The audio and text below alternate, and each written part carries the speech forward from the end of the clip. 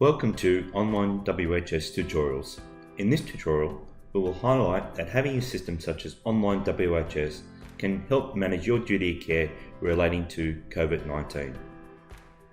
As an employer, under work health and safety laws, you're responsible for the work environment, systems of work, that machinery and equipment are safe and properly maintained.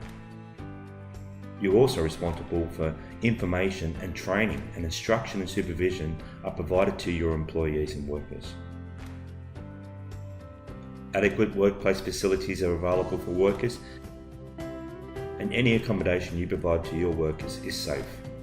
Workers' health and workplace conditions are monitored, and that's also including if they work from home. And chemicals are handled and stored safely. So, does this include the coronavirus? Absolutely it does. Your company should implement policies and procedures which will help reduce the likelihood of employees being exposed to the virus while under your duty of care. You also have a responsibility to implement policies and procedures that an employee does not come to work and infect other workers should they be suspected of having contracted the virus. So what should I do? Firstly, it's very important for you to keep informed and up to date of the risk relating to a virus.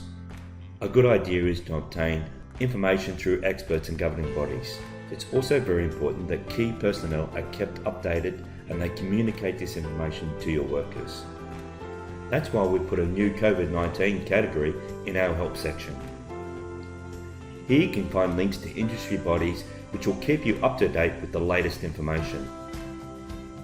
You can also find useful templates plus interesting articles, all designed to help you provide a safe workplace for your workers.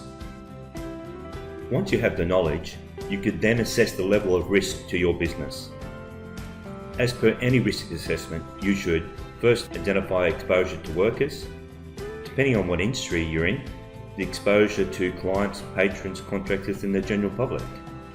You need to identify your workers' activities and their place of work, and other items that can expose the worker like plant and equipment, etc. Once this is done, you need to assess. Assess the likelihood of exposure of staff to the virus, the frequency of exposure depending on activities and place of work identified, the severity to your worker and your business, severity to clients, patrons, contractors and the general public. Once this is done, and you've identified and then you've assessed, you can develop your control measures. All this you can do in the Online WHS system. When it comes to the control section, you can even select how to develop a control measure. A good way to develop control measures is by using the hierarchy of control measures, which can be found in your Online WHS system. Work your way down each of the control measures for each risk you have identified. You can also set actions out of those control measures to make sure that people are responsible to implement the control measures. Once you have that, then you would need to implement policies in relation to the virus or any other virus for that matter. Policies are important as they show a company's commitment to an issue. It also helps reinforce and educate employees on certain company standards. Once you've developed your policies, you should then develop procedures around these policies. You can do this either by the procedure section, but it'd probably be best for you to actually use the checklist builder, where you build online checklists, where the employee would either undertake those checklists online by logging into the system or via QR code. It's that easy.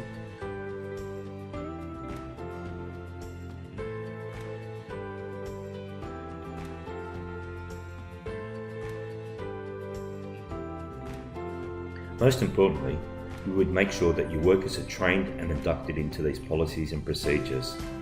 You can use the Online WHS Induction Builder, where you can actually create induction and training modules, and the system will keep a record, again, of all the inductions completed by an employee. Having no systems in place may not only expose employees, cause loss of production, but may expose your business to litigation. For an example, let's say your company does not have any systems in place and your worker contracted the virus while undertaking a task for your company. By having no systems in place, your business could be exposed to litigation.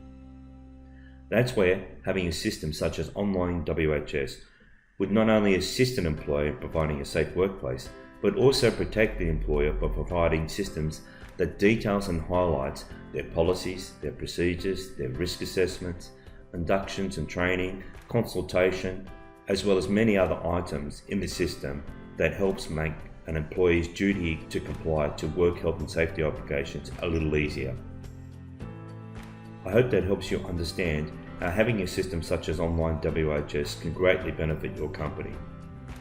As with Online WHS in place, you can clearly demonstrate your commitment as an employer to implement reasonable practical steps to help educate and protect the workers under your control.